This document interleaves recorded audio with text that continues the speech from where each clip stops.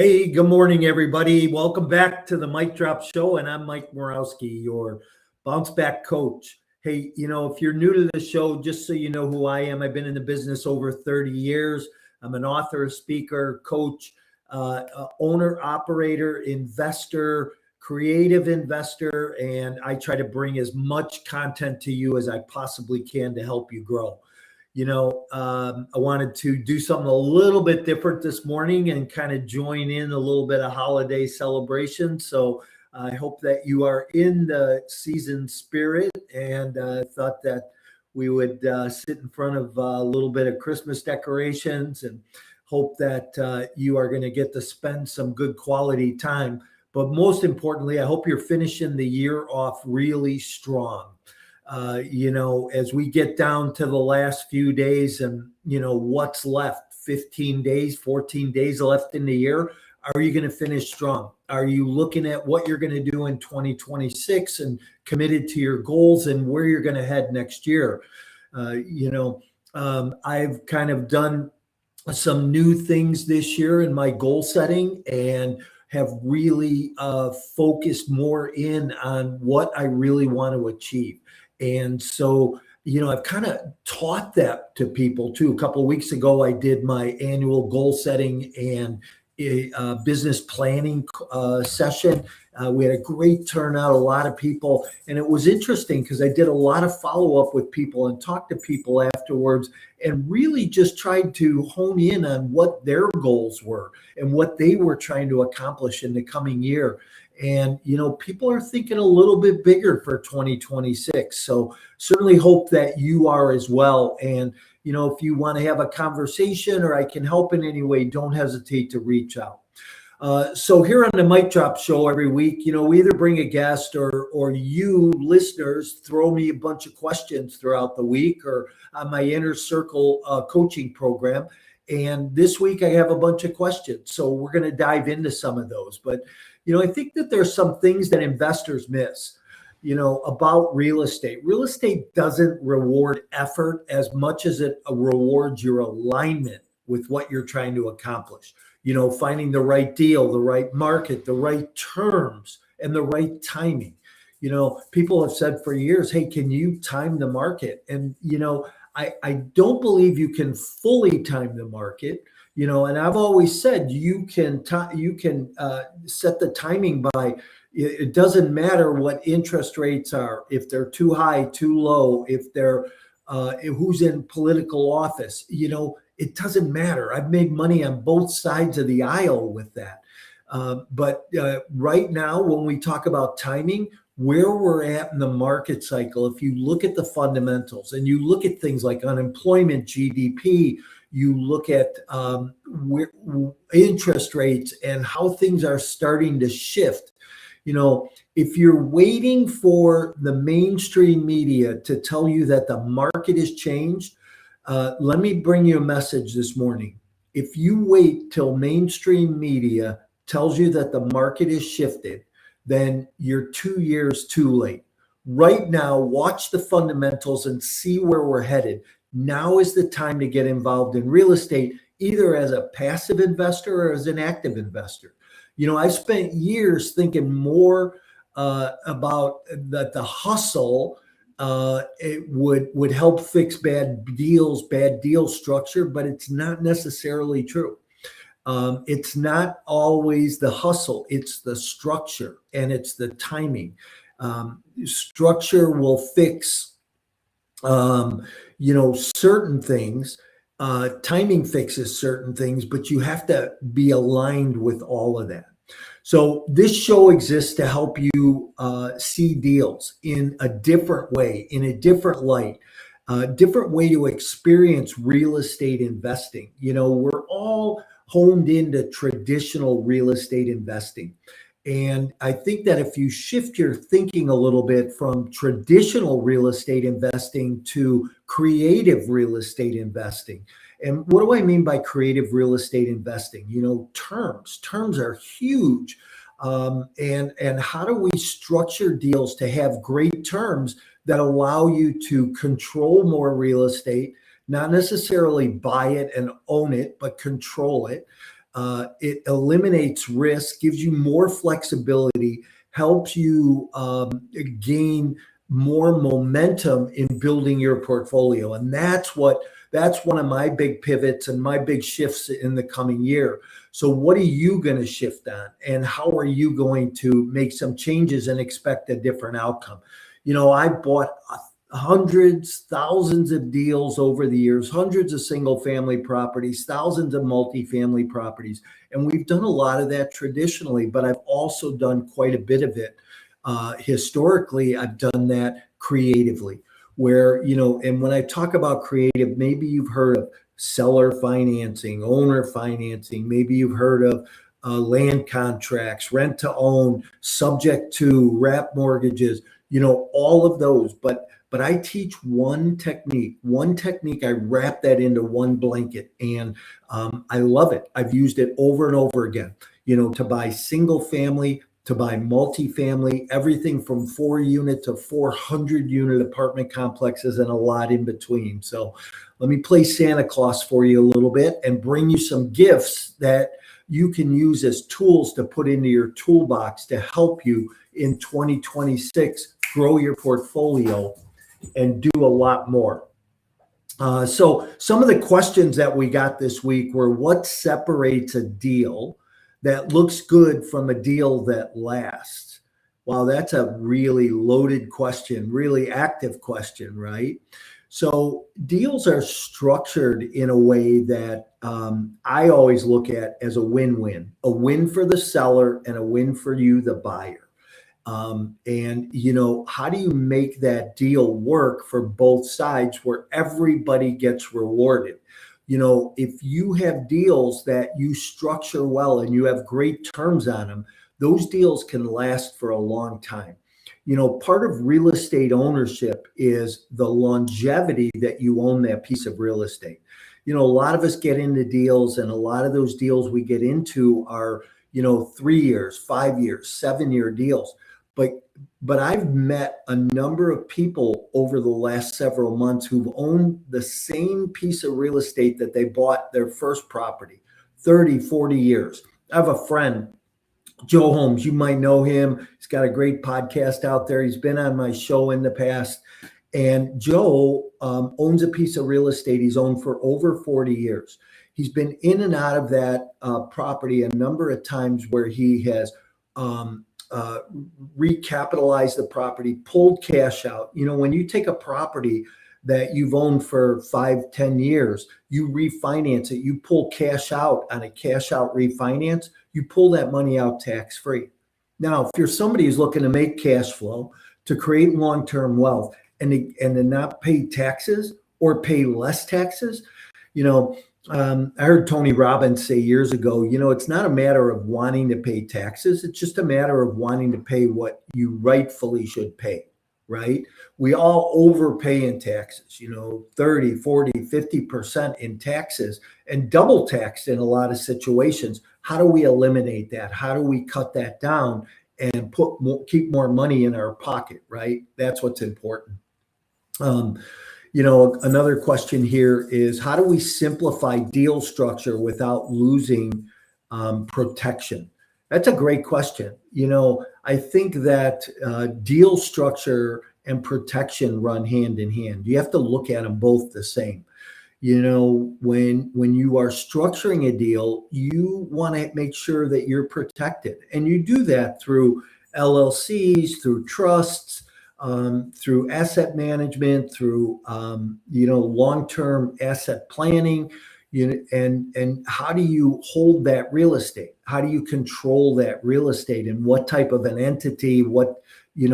So those are all things that you need to talk to your attorney about, talk to an asset protection attorney about.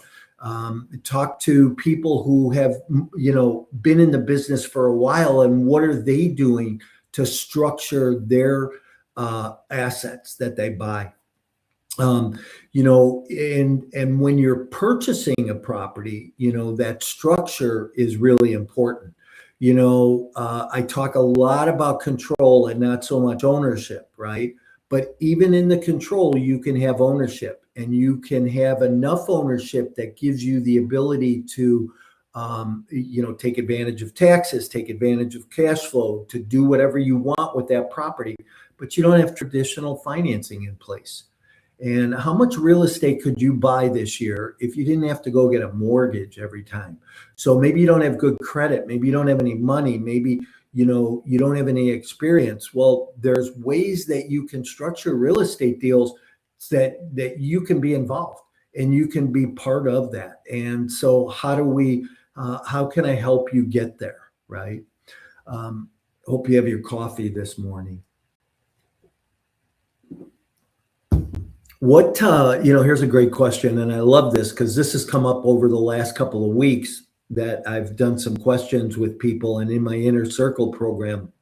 But what tells you a seller values price over terms? I think every seller values price more. When we start to look for deals that we can do creative financing with or creative structures with, properties that haven't sold, that have been on the market for a while, that a seller wants to sell, but he can't because he's overpriced. That tells me that he values price more than anything else. So if I can go to a seller and give him his price or give him more than he wanted, short term and long term, but I can get great terms, that's a great way to structure a deal. So let me give you an example, and I'm going to make these numbers up, but let's say that we have a seller that, has got a property on the market and he wants $100,000 for it, just for simple math. And the property's only worth 85. Well, I would even be willing to pay $100,000 for that property if the seller would let me have control of that property for the next 10 to 15 to 20 years. Because the longer I can create terms and the better those terms structure, give the seller what he wants. This creates that win-win situation. So give the seller the $100,000 he's offering you, but get a low interest rate, get longer terms, get more control of the asset. And this gives you the ability to do things with that asset that will create more income along the way and long term. So, the longer those terms are, the better position you keep yourself in. Another part of that question is sellers looking for certainty, certainty that you're going to be able to execute on that deal. Well, if you're a new investor, you can always partner with somebody who's got experience, and that experience for the seller creates certainty. If you were to say, hey, Mike, would you partner with me on this deal? And the deal looked like it made sense. The market looked like it made sense. And I came to the table and I could tell the seller, hey, I've owned and operated over 200 single family properties. I've owned and operated over 8,000 units. I've had some ups, I've had some downs, but here's where we're at. Here's what the business plan is. Here's how we're going to execute this. Do you think that seller might be a little bit more interested in doing business with you? So if I can help you bring that across the table, and it doesn't have to be me, it could be anybody else that that's got some experience and some knowledge in the business. Here's another thing. What assumptions deserve pressure before signing? Well, I think that's a loaded question. There's a lot there to unpack. But, some of the assumptions that deserve pressure before signing is interest rate, loan to value, underlying mortgages, payments, who participates in the upside of the deal, who participates in the cash flow, who's going to be responsible for any capital improvements, who's responsible for leasing and tenant retention. So, these are all things that get laid out in a business plan, right? So they're all things that get talked about along the way by the buyer and by the seller. So talk about, somebody asked, what's some good framework around a deal structure? And, I think that that's a really great question. What is the framework? Well, I do a master class, about once a month. I've been doing it right now. I actually have a master class coming up on December 29th.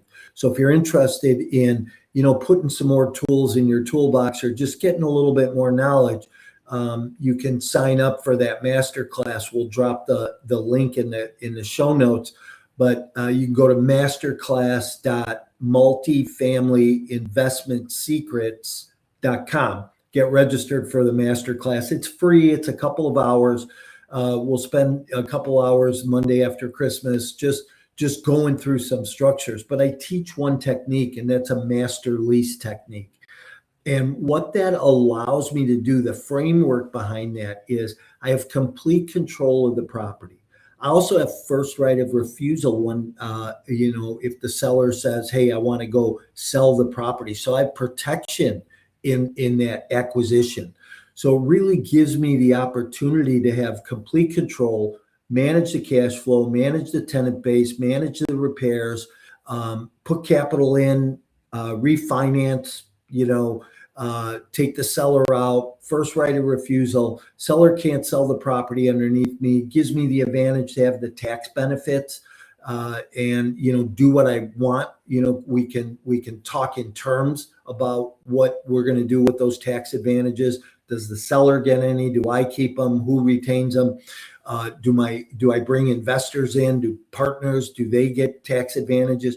So there's a lot there in the framework that is in this master lease that all gets outlined.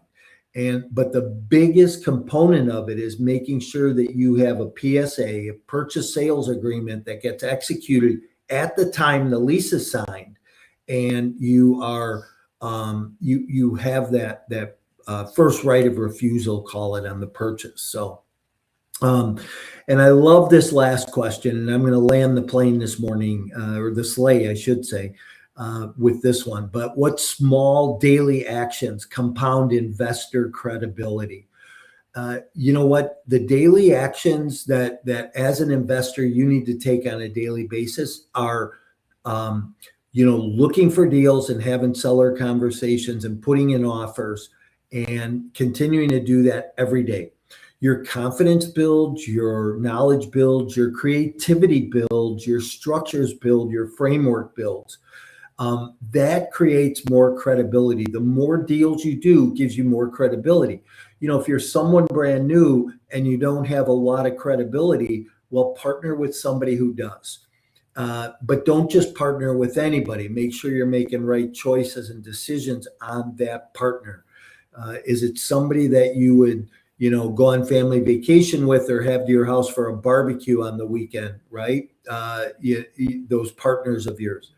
I remember when I first got in the real estate sales business, I had a broker tell me, he said, look, you have no experience, you have no credibility. There's no way that you can convey in that seller exactly what you can do for them. So use the office statistics.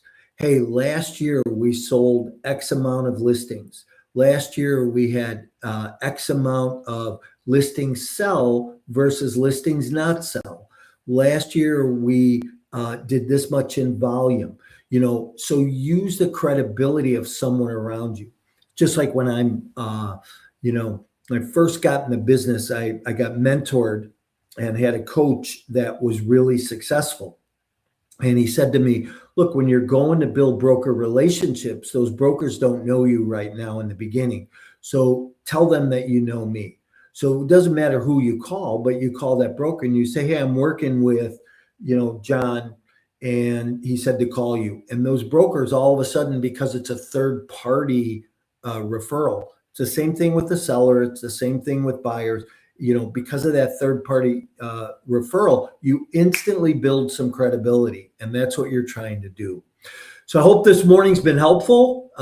Boy, I just want to wish you and your family a Merry Christmas as we're coming up. I probably will go live next week, next Wednesday's, Christmas Eve, and I'll probably go live just hanging out, doing a little bit of work in the morning. So if you're around, don't hesitate to chime in. If you have questions, you know what, drop them in the DM, email me this week. I always love your questions that you bring because it helps somebody else learn. And I never feel like there's a dumb question. So any question moves, and we'll get it answered. We might not get it answered on next week's show, but we'll get it answered on a future show. So make sure you're turning in. If this is your first time listening in this morning, I hope you got something here this morning. Buckle up. Every week is something different, but we're really going to focus in 2026 on creative financing and creative structures on real estate, because you can buy any kind of real estate with these structures. So it's a tool for your toolbox, and let me help you build your toolbox in 2026 and help you have more creativity, more ideas, more thoughts. And when you have a deal and you're trying to structure a deal and you bounce it off of other people who are involved in a small group or a small coaching group, that gives you the ability to learn creativity and be more creative. And that's what we want to do for you. So that's our focus moving forward in 2026. So more sessions coming up, tight rooms, clean strategy, practical execution. So pay attention to how you think outside the box, think creatively, think visionary, right? Look forward. What are you going to do down the road? Don't trap yourself. We'll see you next week. And listen, if this was helpful this morning, please like it, love us, subscribe to our content on Instagram and YouTube, subscribe to our channels, because we're always bringing a great guest on our podcasts, Multifamily Unplugged. We're bringing great question and answer on the Mic Drop Show on Wednesday morning. So everyone, have a great Christmas. Many blessings to you and your family. I hope that the new year coming up is going to be super strong for you and a big win for you in 2026. Let's get connected. Let me know how I can help you along the way. And I will look forward to talking to you soon. Thanks, everyone. Have a great week.